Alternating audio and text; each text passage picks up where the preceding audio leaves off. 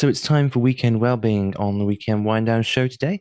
And I'm very pleased to welcome Karen Ferguson once again. Hi, Karen. How are you? Hi Nathan, I'm good. Happy Friday to you. Yeah, happy Friday. It's great to see you. And I hope you're doing well today. Yeah, definitely. Do you know, sometimes it's just so exciting to know you've got a weekend ahead of you full of opportunities and re opportunities to relax as well. So, Yeah. yeah, looking forward to Yeah, definitely. I do look forward to the weekend. I mean, I found sometimes in life, when it's especially quiet, the weekend sort of loses its flavor, its excitement. But when you're especially busy, then all of a sudden it becomes much more valuable. that. Yeah, definitely. And of course, I know for some people, they don't do a Monday to Friday, so it's different, but it is about that opportunity to kind of just stop the rhythm and yeah, do a little bit more looking after yourself, isn't it? Just what this is all about. So. Absolutely. Weekend well-being, how we can look after our mental well-being. We've started a series on how art can help us in that regard. And of course, there's so many different types. But what do you want to look at next?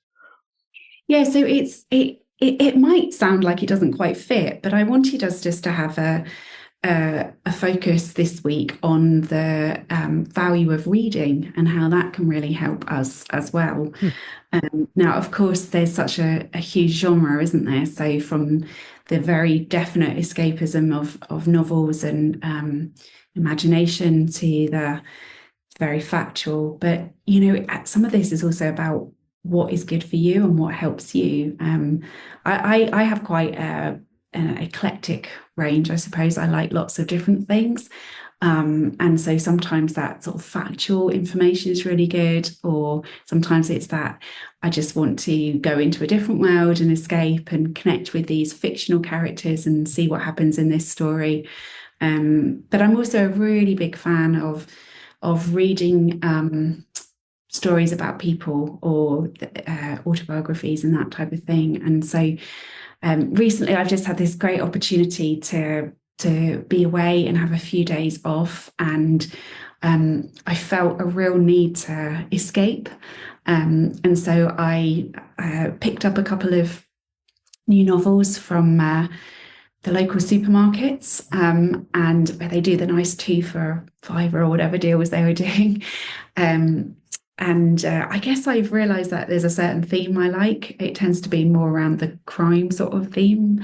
I'm not sure what that says about me, but it's pure escapism. That's what it definitely says.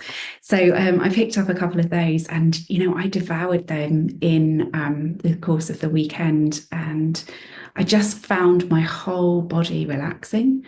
Just that sense of, the biggest decisions I had to make over that weekend of being away was what are we going to eat? And when sometimes that's just so healthy for you, isn't it? Where you don't have any other burdens, just Mm. this sense of, oh, what are we going to eat today? Um, and so being able to have the freedom to just sit down and relax and pick up a book and then put it down for a bit and then pick it up again in the same day. I found that so helpful, just really, really good for my mental health and well-being, my sense of resting, recharging, being ready to go again for what else lie ahead. So there is that, but then at the same time, a friend of mine and a friend of Pure actually, Joe from Kick, who I know is obviously very connected with Yeah. the video. Recently, last year, released his book about the Kick story, and he's such a great guy. He's such a wonderful example of leadership and such an encourager. He's a brilliant person to know and to be connected with. And so I wanted to read his story, even though I've heard a lot of it and seen bits of it. It's was wonderful just to be able to kind of engage in that and be able to read. And so there's something about the power of reading for our well-being. So in the scenario like that, it's the inspiration that comes from that. There was a real opportunity to just be excited by someone else's journey, and that evokes all sorts of things like hope and things that resonate. People will share honestly about their struggles or what they've tried, their challenges, their successes. There's something that really connects you again. It's that theme, isn't it? Always comes back to that sense of connection that is so good for our well-being.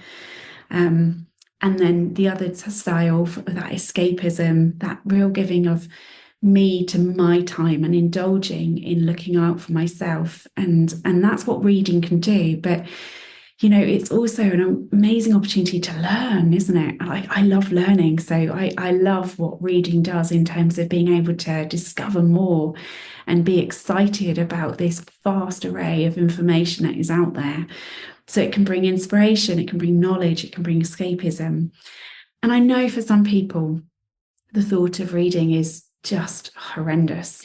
I've got children who are dyslexic, and so reading can be this real battle at times. But it's one of those things where audiobooks are just fantastic, aren't they? And it's a different experience as well. So audiobooks can be great if you do a lot of traveling, or a lot of people will do that if they're out exercising, or they have to commute on a train, or whatever it might be. Or if reading is not your thing, then there's other options now, and that's fantastic. So, but it is about that sense of escapism and knowledge and inspiration that can come through the power of reading. And so one of the other things that's really interesting, and again, this speaks more down the part of faith, really, is that I have found that God in my life has often used the times of reading to really cement things that He's talking to me about. And so it might be that it's an affirmation, or it's confirmation, or it's an inspiration. Lots of shuns going on there. But basically, I have found that reading has helped to really solidify other things that are going on. And so it can be really affirming, not only for our well-being, but also for our faith as well. So my challenge this weekend is for you to think about, what book could do you good? Is that an audio book? Is it a traditional book? Is it a paperback or hardback? Is it just a paper of some description? What reading could do you good? Maybe it's a magazine, pure magazine, hey? What reading could do you good? And what could you start reading that will be good for your well-being, that will be helpful? It might inspire you, it might challenge you, it might help you to relax. But what could you do that is related to reading that is going to be good for your well-being? That's a great thought. I love reading. I'll be honest with you. I mean, as you say, an eclectic mix of reading is quite good actually, because you get a good variety. And I mean, there are some books I like reading over and over again. Some of them you like them Yeah. so much, you go around Yeah. once a year maybe, or maybe every few months even. But reading is so good. I used to read a lot more when I was younger. With sort of work and such, it's become less and less frequent. So it's taken me ages to get through one book. But like you say, it's so good for you.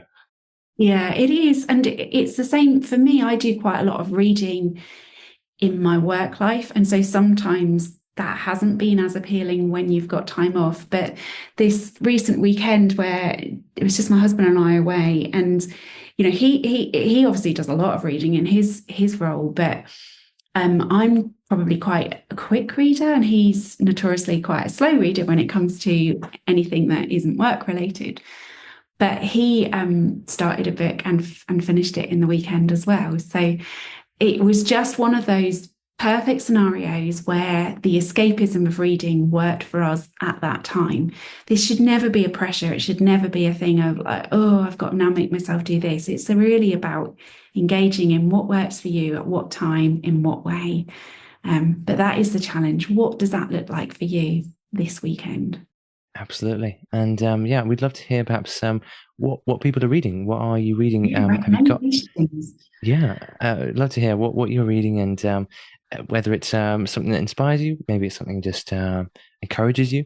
And as you say, you're talking about Joe Kick's story of Kick, and there's quite a few like that.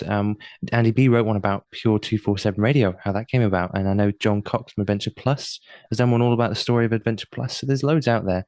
Whatever your preference, let us know. And thank you so much, Karen. Do try and carry out this challenge. What books might encourage you or help you in escaping or just relaxing and looking after your mental well-being. So thank you so much, Karen. It's been a pleasure as always. Fabulous. Thanks, Nathan. See you later.